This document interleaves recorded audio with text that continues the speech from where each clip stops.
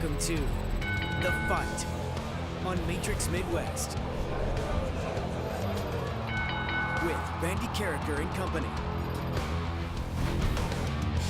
Hi kids, welcome to the show. Great to have you with us. That is Andrew and I'm Randy. And do the Cardinals have a new left fielder? They might. They might have their opening day guy playing in camp.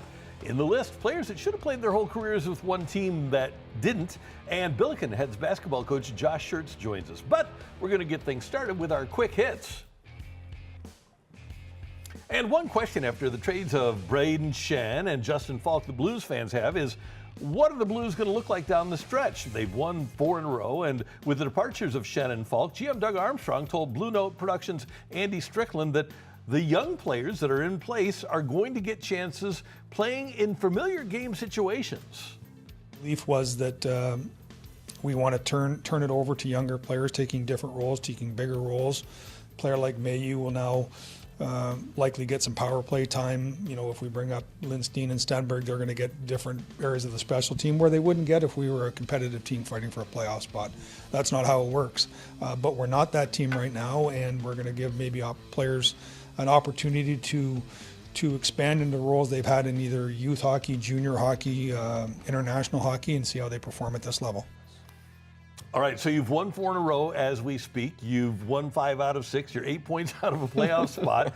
Do you really bring up Otto Stenberg and Theo Lindstein into that sort of a situation with a hot team? Yeah, are we comfortable calling the Blues a hot team? That's what I think 5 we should. out of 6? I know we got to sit back and say, is that what we're comfortable with right now? I like the line of thinking here with St. Louis. It's good to get these young guys the necessary reps, the valuable reps on, say, a special teams unit. And we've been talking a lot about how strong this system is. We talk a lot about the young guys and the names when they come to prospect camp and all of those things, yet we don't get to see them all that much. Now we do, and maybe it's a little more sped up than you might like, but it's good for the Blues to kind of be in this spot. One thing that this tells me is that with the Blues trading Justin Falk and basically trading Colton Parayko too, they must love Logan Mailloux, right? Yeah, because he'd be their only right-handed shot defenseman of any stature. Yeah, you're going to have to like him too, because you gave up Zach Bolduc to get this guy. And so if they want Mailloux to be the scorer that they saw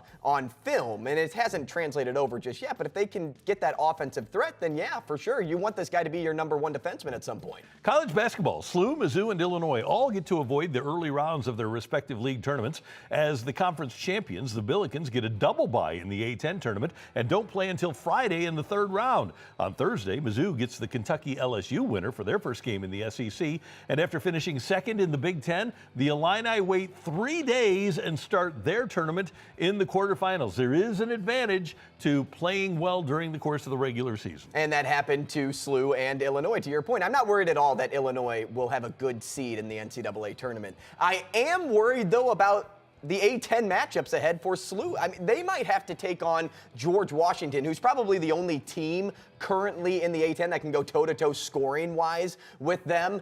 Defensively, they're just not that great of a basketball team, but they're a good scoring team. And then you look at Mizzou, who might have to face Kentucky in the 2nd round. Yes, you got the bye, but Kentucky can be a good team. I'm not saying they are, but they're just kind of like Mizzou. Mizzou could show up on a night. They might not show up that night. Yeah, and obviously Illinois looks to be in really good shape.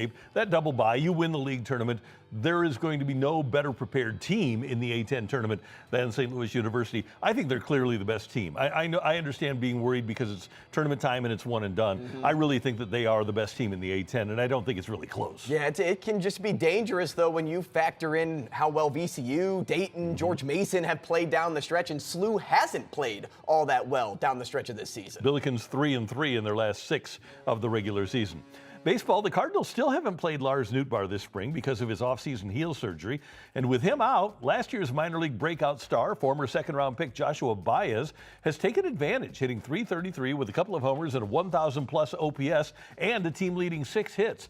Even though he hasn't played above Double-A, is Baez the Cardinals' best option in left field on opening day? By the way, among the Cardinal cuts this weekend was Jimmy Crooks, so it looks like Yoel Pozo is going to be one of the backup catchers. But to the left field situation, I I know that the Cardinals don't want to rush their players, but with the year that Baez had, are they really rushing him, or might he be ready? He might just be ready. He might be good to skip AAA. Some players are just like that. You don't have to go step for step in the farm system in order to get to the pros. Sometimes just the opportunity has to be in front of you, and that's what it is right now here in St. Louis. Of course, I think people would rather see Lars Nootbaar out there. He's proven himself if he's healthy enough to go, and that way you don't have to put yourself in the same role that the last regime was in, where they rushed players up, and Chaim Bloom can kind of take a step back and say, okay, go at your own pace. But in general, if you're looking at Josh Baez, Nathan Church, Velasquez, Fermin, JC, who do you like out of that group most? I like Baez. I think that aside from the catchers, for me, Baez is, and this is with the knowledge that Weatherholt's going to be here, I think Baez is, to me, the most intriguing minor league position player that the Cardinals have right now. And that says a lot because they've got a lot of good minor league position players. Football, the NFL has changed a lot. Back in 2012, it was a big deal when the St. Louis Rams traded the second pick in the draft to Washington for multiple picks well before draft day. Not a lot of trades back in that time. In the last week, the best pass rusher in the game, Max Crosby, was traded by the Raiders to the Ravens. All-pro cornerback Trent McDuffie traded to the Rams by the Chiefs. The Patriots traded their starting center in all 21 of their regular and postseason games, Garrett Bradbury, to Andrews Bears. And Buffalo acquired wide receiver DJ Moore from Chicago for picks. And Rashawn Gary gets traded from the Packers to the Cowboys, just like the Cowboys traded Micah Parsons to the Packers. The NFL offseason and transactions are as big as any sport now, and there's a lot on the way with the start of the legal tampering period before Wednesday's official start of free agency. It's just amazing how many big names are off the board and how many big names are still on the board come free agency. Like Hendrickson is probably going to be one of the highest paid pass rushers in all of football. You're going to get an overpay for a guy like Alec Pierce, but then you also look at what else is out there and you say, okay, it's either you have to give up assets or you just give up your money in order to secure these talents. So in general, I like all of the transactions. And as fans, we do love the transaction. We like the transaction more than the action on the field. And it's this way in every sport now. I love the fact that the NFL has come to a point now where they embrace trades. I'm intrigued to see if Miami can make any trades, cutting Tua Tagovailoa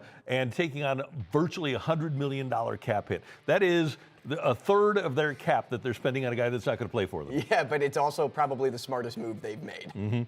We're hearing a lot of refreshing things from Cardinal Pobo Chaim Bloom. The Cardinals are obviously in a rebuild and are going to watch a young, growing team in 2026. And on the Foul Territory podcast, Bloom said he's hearing that we as fans get it. Do yourself a disservice if you think you can pull the wool over the eyes of your fans. Our fans are really smart. They get this. And, I actually have felt, and I understand people are polite and they may not tell you everything that they feel to your face. Usually you got to put them behind a keyboard for that type of stuff. But what do you mean? I actually have felt that, look, to the extent that this is the right course for our organization, we believe strongly that it is. And actually the best and quickest way back to where we want to go is just to lean into this and just make sure we're doubling down on building up our young talent base, because that's how the Cardinals always win. I have felt that our fans understand that. Well, number one, I like being called smart. Thank you, Chaim. He also added that the Cardinals are going to try and expect to win every game, but the reality is they just aren't ready from a talent standpoint or an experience standpoint to win every game. Well, you know why fans get it. Is because he's up there at the podium and honest with the fan. He's not coming out and kind of hiding details about certain things. He is just as transparent as he's just a transparent guy. Yeah. And, by having a guy like that in that role, it's a good thing for the fan to be able to say, okay, I do understand it. But if you are hiding details, it's like, no, I want this, I want that.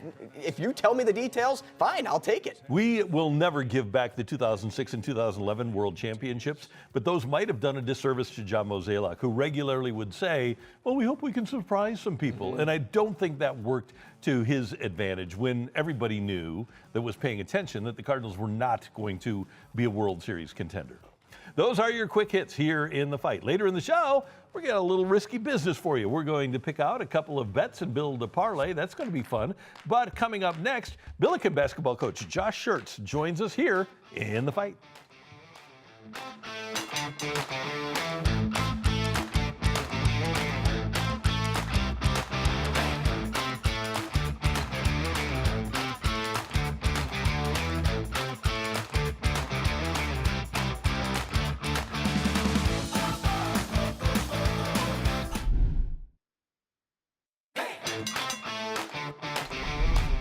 The A10 champion Billikens are getting ready to go to Pittsburgh for the A10 tournament, and the head coach of the A10 champs, Josh Schertz, kind enough to join us in the fight. Always good to see you, sir, and thanks for the time. How you doing?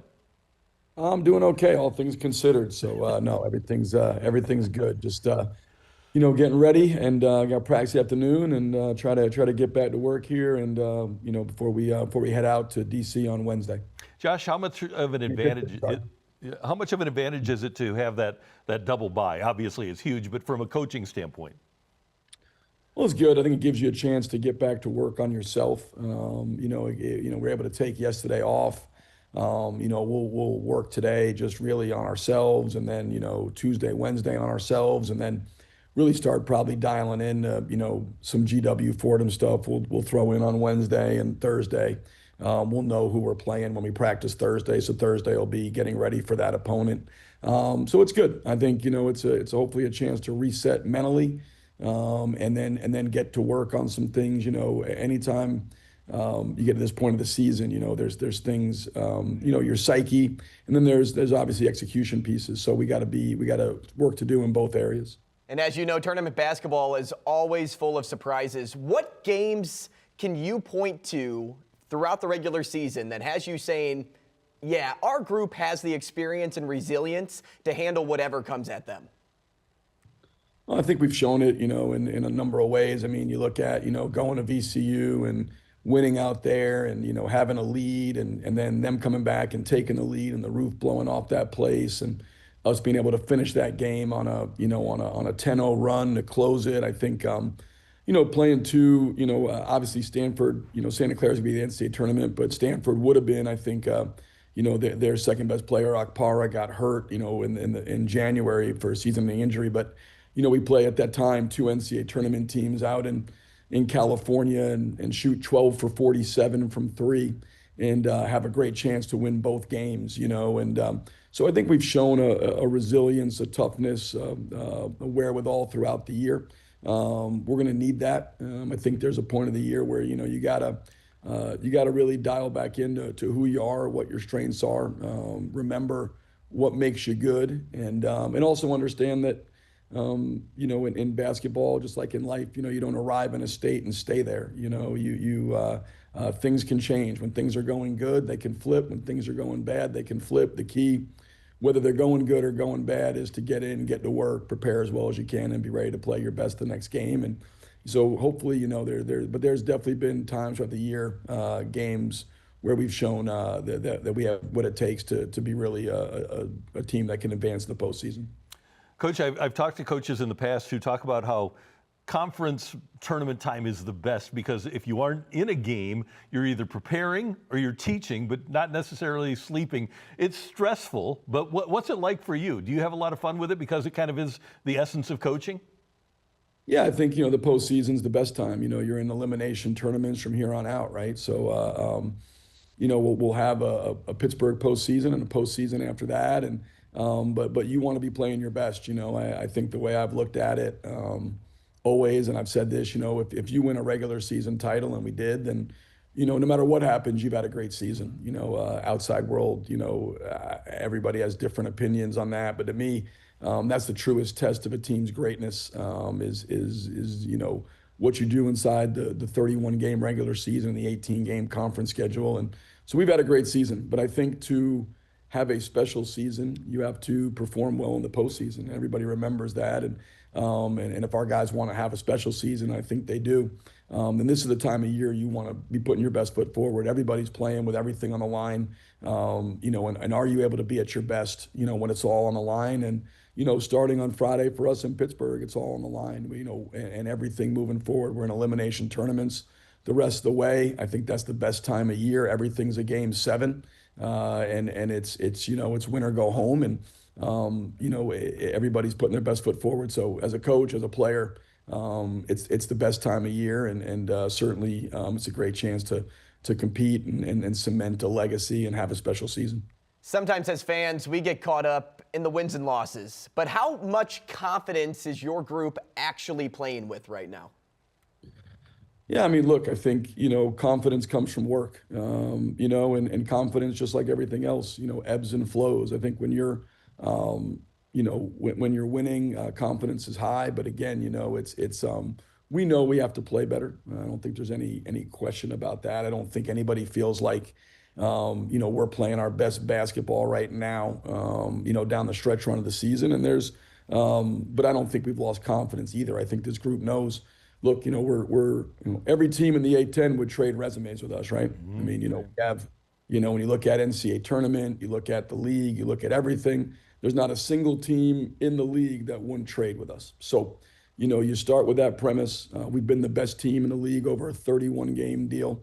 We won the most games. We had the best record in the conference. We have the most quality wins. You could any way you want to slice it or dice it. And, obviously, would it be better to start the year 3-3 and then go 24-1? Maybe. But at the end of the day, you arrive where you arrive. And this group, like I said, has built over a 4-month season, 4.5-month season, I think a lot of equity. We understand what makes us good. We got to get back connected to our standards, play to our identity. I think we've shown we do that.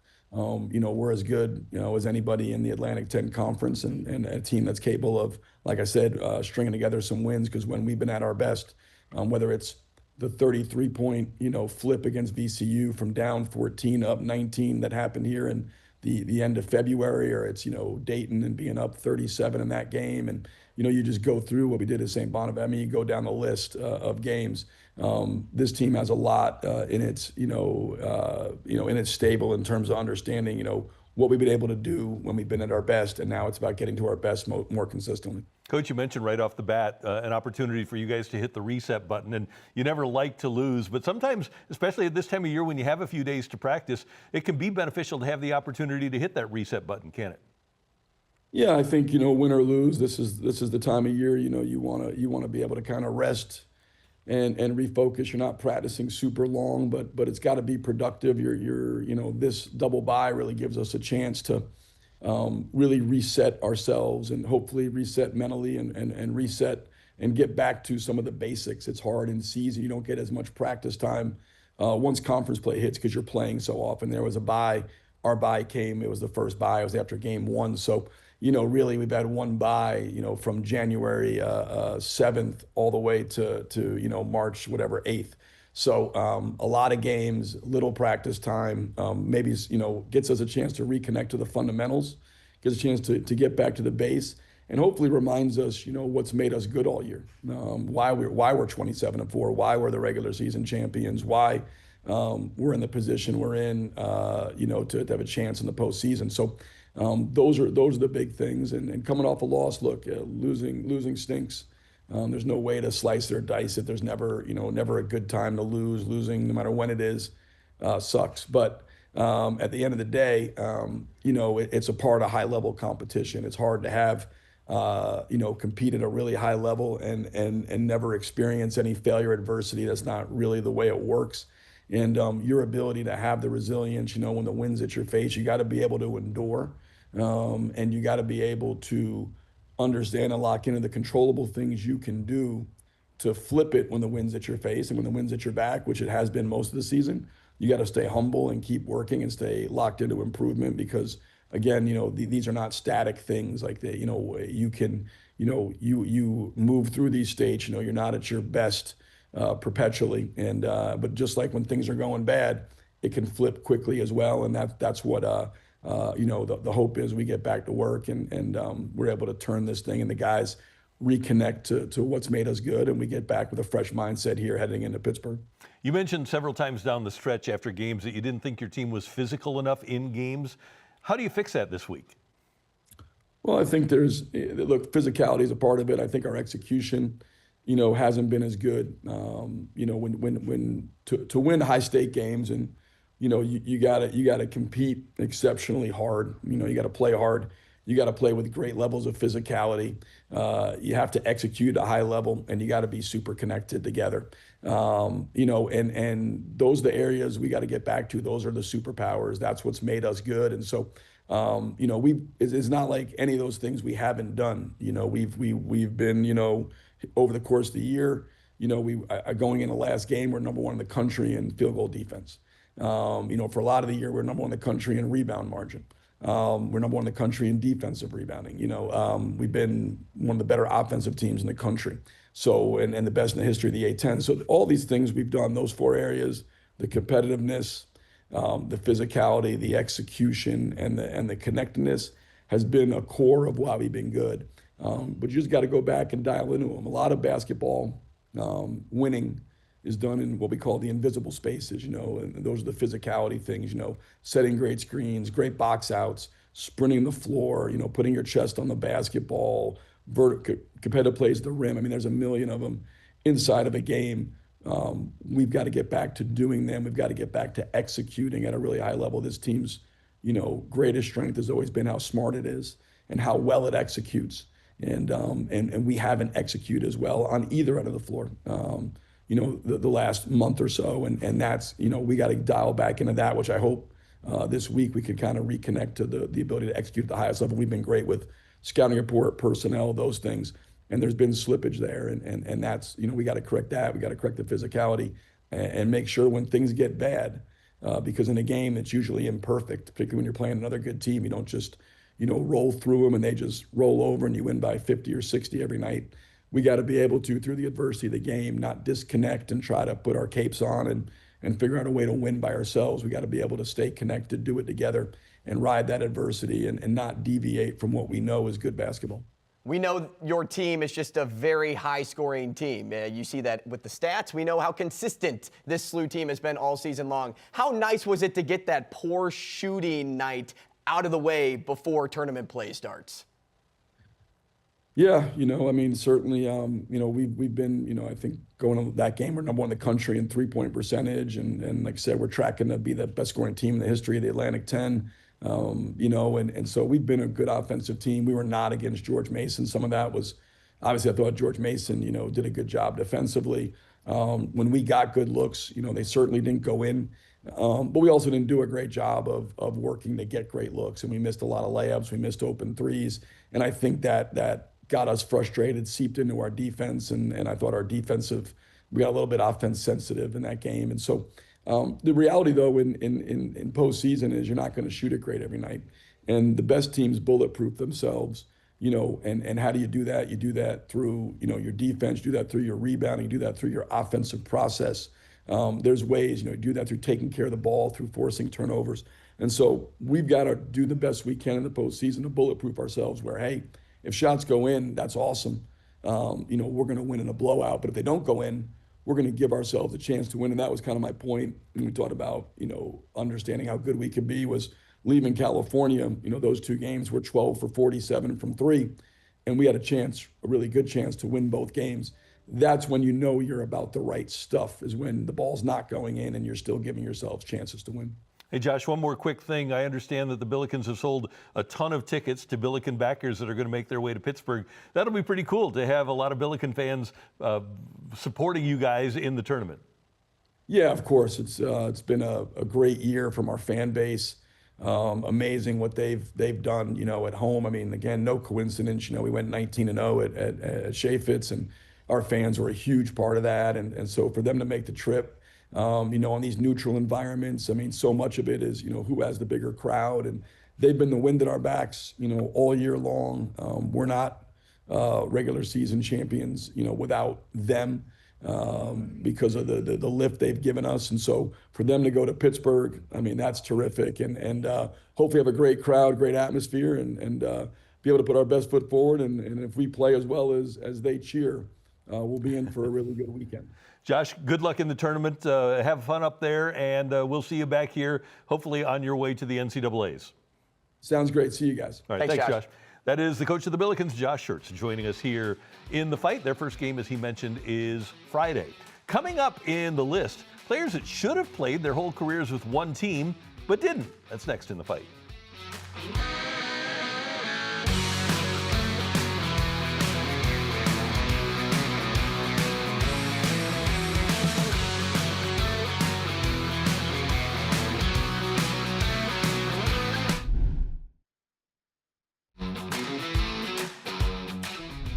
It's time for the list, and over the weekend, the Raiders traded the face of their franchise, Max Crosby, to the Baltimore Ravens. Ever since I've been here, man, I've had one goal and one mission. That's to become the best version of myself and help bring a championship back to the Raider organization. And I feel like I left, everything I had on the table for this team. I've given my heart and soul, and I feel like I let y'all down, man. And with that, we bring you the list of the pro athletes that were traded that should have only played with one franchise. And I will get things started, Andrew, with Charles Barkley. He was a force in Philadelphia. In the 6 years after his rookie season, Barkley finished in the top 6 in MVP voting each season. 6th, 6th, 4th, 6th, 2nd, and 4th. Barkley led the Sixers to the playoffs in 85, 86, 87, 89, 90, and 91, but never to the finals because his years intersected with the Bad Boys Pistons teams and Michael Jordan playing with the Bulls.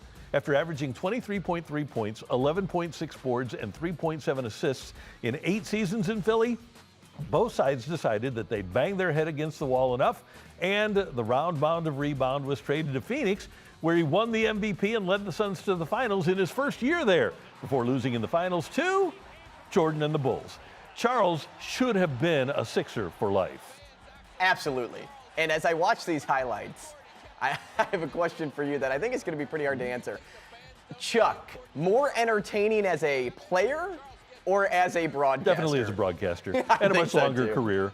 Sure. Yeah. No, he was super entertaining on the floor, though, for things like this. And he was just different. He was dominant inside. And it's a shame that he never won a title and that he didn't cross over with an easier path. I mean, anybody going up against Michael Jordan, most people didn't win titles in the 90s. So, yeah, Charles Barkley, kind of the best that never did it. And Philly went into a long lull after they traded him, too. Should have never traded him. No, he was a great player all around.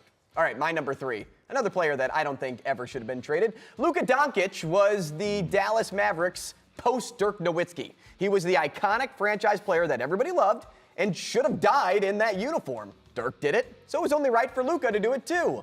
But the Mavericks decided to shock the basketball world last February by trading Luka to the Lakers for AD and others. It marked the first time 2 reigning All-NBA players were traded for each other mid-season and stunned fans because Doncic never requested a move and was widely expected to remain the Mavericks franchise cornerstone for years. The place he became one of the most accomplished players in the NBA.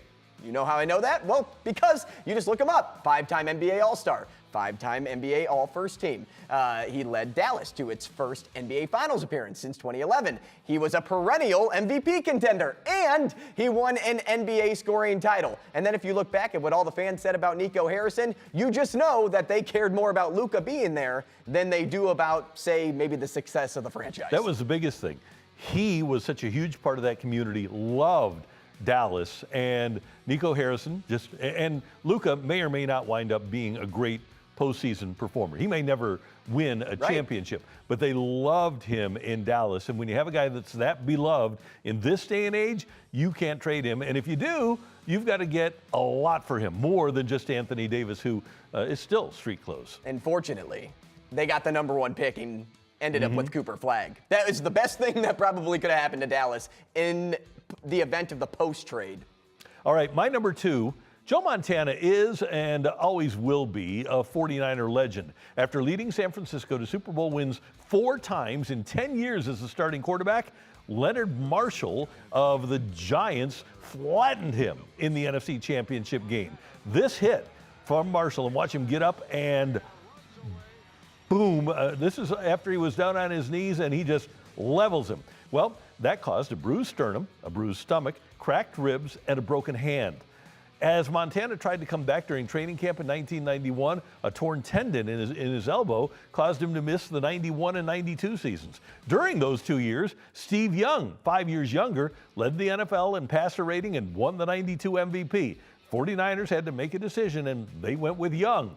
Well, Montana visited multiple teams as a free agent or as a guy that was going to be traded, including the Arizona Cardinals, but settled on Kansas City for the 93 and 94 seasons, where he led the Chiefs to the AFC Championship in his first year and the playoffs in his second before calling it quits. Sure, there were circumstances, but Montana should have started and finished his career in San Francisco, and the Niners said, yeah, well, you're under contract. Go find yourself a trade. He found his place in Kansas City and did have a couple of years there, but man, you gotta go with the legends, don't you? 4 Super Bowls in 10 years? Yeah, well, it just looks wrong to see him in another jersey.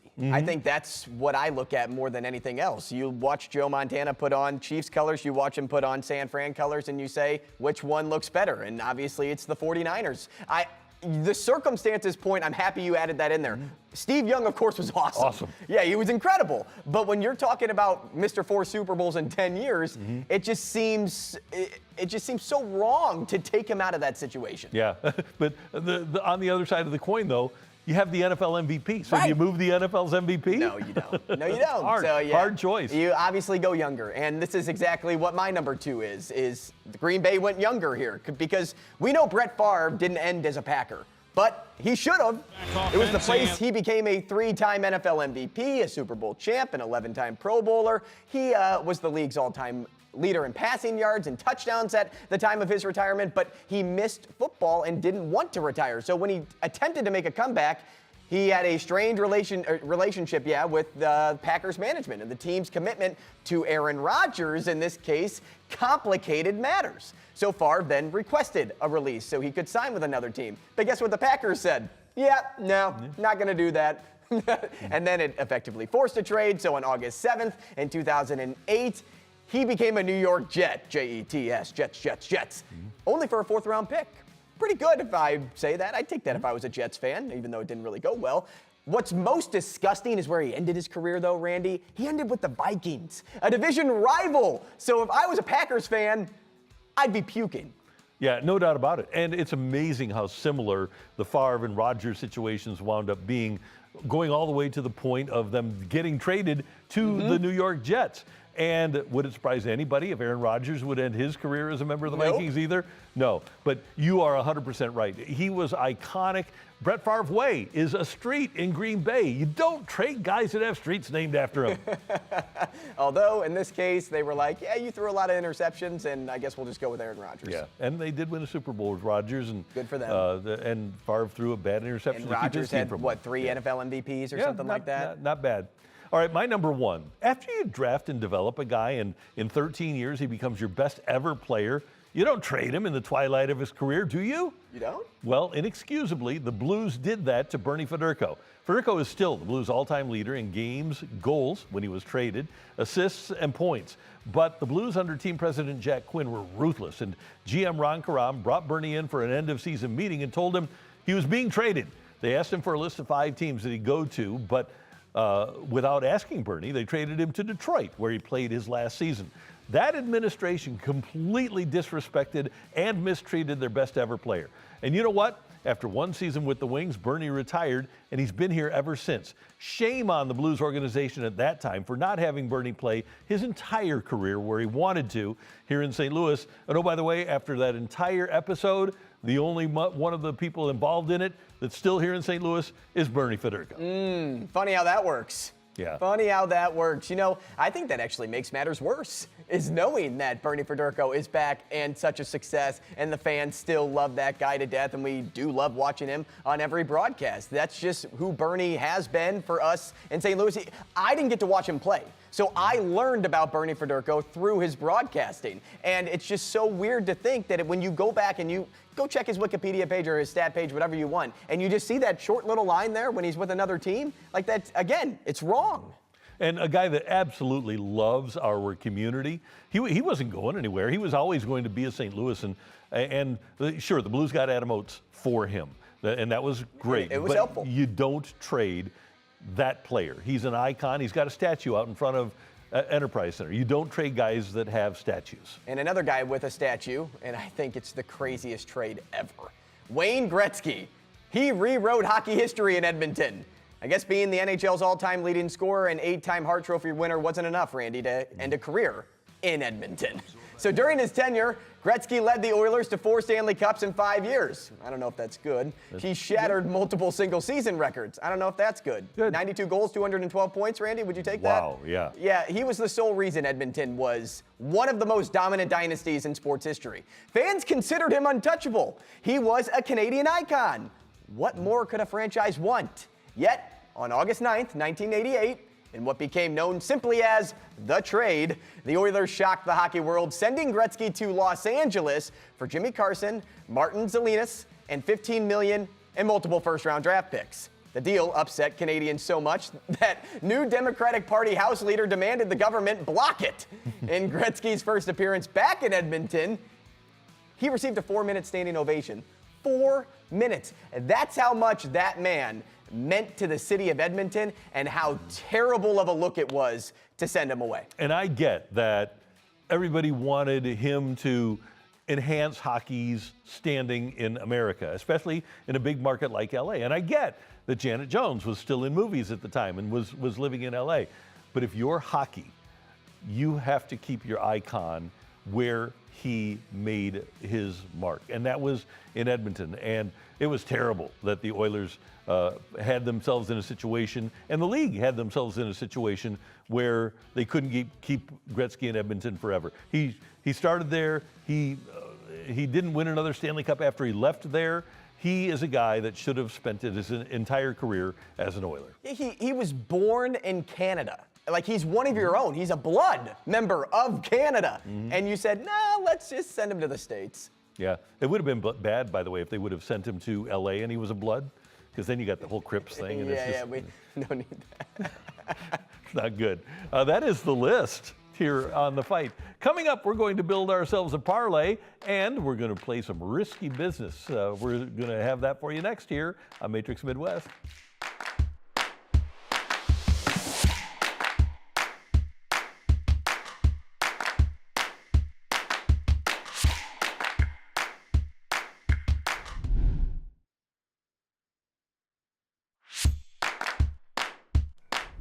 Time for risky business. We are going to build a parlay here in The Fight, and we have conference tournament action underway. And in the Big 12, yes, the Big 12, our director Tyler's Arizona State Sun Devils are playing Baylor. Baylor is a 2.5-point favorite. Arizona State has not had a great stretch run under Bobby Hurley. But because Tyler likes Arizona, well, he loves Arizona State, he's a grad, but he likes their coach, Bobby Hurley, I'm going to take Arizona State to cover, and I'm going to say that they're going to win this game outright at -118. I like that. And when the money line pops up, play that, because there's going to be value there, given that they are +2.5. Yeah, so that's what I'm going with. All right, I'm going to the Big Ten, Randy, okay. which, by the way, UMBC, #1 seed. You gotta here. like them, yeah. Gotta love UMBC. Okay, I'm scrolling all the way down, though, to Penn State and Northwestern, Tuesday night basketball. Couple of basketball schools. Yeah, Penn State, not a good basketball team. Not at all. They're the worst team in the Big Ten. Northwestern's not much better. They only have 5 conference wins. But I like the way Northwestern competed against Illinois. They only lost by like 40. Yep, right. That's yeah, good. Right there. They were right there. Yeah, for in the mix. 10 minutes. Yeah, just go back, though, and look at their recent games. They do have some good wins in there or some close losses. Give me Northwestern to cover here. I wish it was 6.5. Now that I'm looking back at it, and I think the line moved. If it's 6.5, I'm hammering it. 7.5, it's a little more risky in my mind. Well, I like this parlay. I think we got a chance here to make some money. I think Look we at do this. too. This is a nice conservative +265. We put $100 on that, and we get $365. So our net is going to be $265. I like Take that. All day, every day. All day. Yep. That is our parlay. You can put that baby on DraftKings and have some fun with it. Coming up, we're going to have Take It or Leave It, Story Time with Uncle Randy, and Today in Sports History. That's coming your way in The Fight.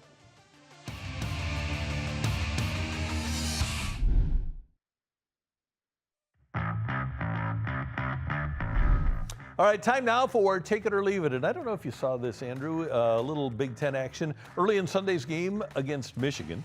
Michigan State's Jeremy Fears once again lifted his leg after a foul call and kicked Michigan's Elliot Cadu in the groin. Now, watch what he does here. This you'll see the foul right off the bat, but then when they show the close-up, it really is, it's terrible what the guy does. Watch this. Boom. Ow! That hurts. You can't do that. It's egregious. So take it or leave it. If Fears pulled that stunt in public, he'd land in the hospital or the morgue. Yeah, I'd take that. I'm sure a punch or two would be thrown at somebody that did that. I'm going to take that too. How was there no reaction there? Unbelievable. Like, yeah. I mean, must be wearing a cup. steel. Yeah. Right.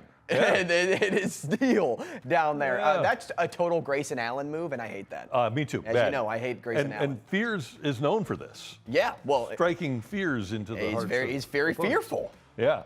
All right. Mine for you, Randy, is this. I'm going to make you think. I know you don't like to think all that much on this show for us, here we and go. I hate that I have to make you do this. Little but thought. You got it.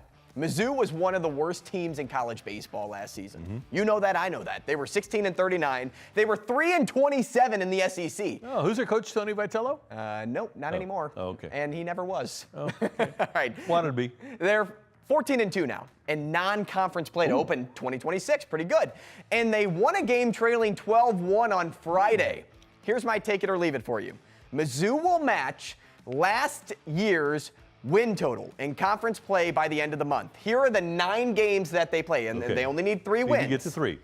They play number 7 Auburn, they play number 19 Tennessee, and they play number 22 Texas A&M. 3 games against each of those teams. They only need 3 wins. Do they do it? Yes, I'm going to take it. M-I-Z. Z. Go Tigers. Oh, you. Yeah. I'm going to leave it. Okay, so. I'm going to leave it. Those are hard games. That's okay. Yeah. Well, those, they're hard games for Auburn, Tennessee, and They A&M are. too. They are. I'm saying 2 wins are coming. They're going to get swept by. They're not going to get swept by A&M. That's, I think, the only series they won last year. Give me a 1 loss to Auburn, sweep by Tennessee. I'm going to say Tennessee's that. not the same. 2 loss to Auburn. I guess that would make sense. See, So, now I have okay. to think and do math. Go Tigers. I love that. And congratulations on their great start. All right, now time for story time with Uncle Randy. We're going to spin the wheel for a decade. We're going to spin the wheel for a sport, and then we're going to come up with a little story for you, and we're going to go all the way back to the 1970s when I was a little boy. And what sport are we going to have here? We're going to do a little 1970s. Is this going to switch? Oh, it did. Basketball. Right at the end. It did. Now, 1970s basketball, that's probably a thinker, too. You know what was fun in the 1970s? The Golden State Warriors and Rick Barry. Rick Barry was one of the great shooters of all time, and that team didn't have a tremendous level of success, but Rick Barry, he did free throws like this. He did free throws grannies. grandma style. Yeah, if you ever look up on the YouTube, you can see Rick Barry shooting free throws that way. Great score, obviously. Brent Barry, John Barry. He had 3 sons that wound up playing in the NBA. One of the all-time great players for the Golden State Warriors. Rick Barry was fun to watch and and those teams were pretty good. They were just never great. They were never champions like they were with Steph Curry over the course of the last decade or so. But in my childhood, Rick Barry was a fun player to watch and a good, really good player. Who in addition was to being fun. better at the granny shot free throw, Rick Barry or Jackie Moon? Jackie Moon, no doubt about Right. it. Yeah. Got to be Jackie Moon. In the Flint Tropics. Yeah, oh, they were great. He's talking about the ABA and the Spirits of St. Louis, which were a lot of fun. So Rick Barry, 1970s basketball reference. How about that? Last name with an RRY. So you have to have the last name of RRY in order to be a great player at Golden State. Curry, Barry, okay. Thompson? Thompson Ree? Yeah. So there you go. Iguodala Ree? Yeah. Draymond Green Ree? It's time for this date in sports history. And another sad date in sports history was on this date in 1999 that Hall of Famer Joe DiMaggio died of lung cancer at the age of 84. His rookie performance, one of the all-time great rookie years, served as an indicator of future success. During his 13-year career, DiMaggio participated in 10 World Series, 13 years, played in 10 World Series. His team won the championship 9 times in his 13-year career. In 1941, DiMaggio achieved his most famous milestone when he compiled a Major League record 56-game hitting streak. And of course, when Albert Pujols had his rookie year and the start to his career, it was compared to Joe DiMaggio. And if you look historically at the greatest first 10 years of careers in Major League Baseball, it's this guy that's on your screen right now and the guy that played for the Cardinals through 2011. That's amazing. That is amazing. Okay, so I think we both think Shohei Ohtani is the best player to ever play the game. Yep. Babe Ruth is kind of like the name everybody throws out there as the best to play. Yeah. Where does Joe DiMaggio rank in best to play the game? I think you have to look at what he was able to accomplish in terms of wins and losses and in the numbers. I mean, for his career, I think he hit 361 home runs and struck out 360 times. He hit more home runs than he struck out. That's pretty good. He's a top 10 all-time player. I think so. The thing is, you brought up Babe Ruth. He's not the best Yankee.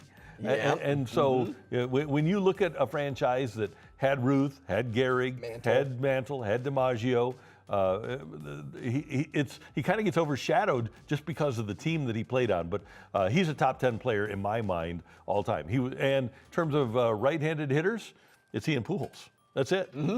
Yeah. So, I'm for that. He was pretty incredible. One time he died in 1999. In the 90s, Bob Costas used to have an event every year here in St. Louis to raise money for Cardinal Glennon Children's Hospital. And Joe DiMaggio never went anywhere and never did anything for people. But Bob Costas, because he's Bob, was able to get DiMaggio to come into town and participate in Bob's gala and tell some stories and reminisce about his days with the Yankees. And I got a chance to shake Joe DiMaggio's hand. And he didn't want to do any interviews. He really didn't want to associate with people. But it was just amazing, especially looking back at how little he got out to be able to meet him. And of course, if you aren't aware of it, he was married to Marilyn Monroe.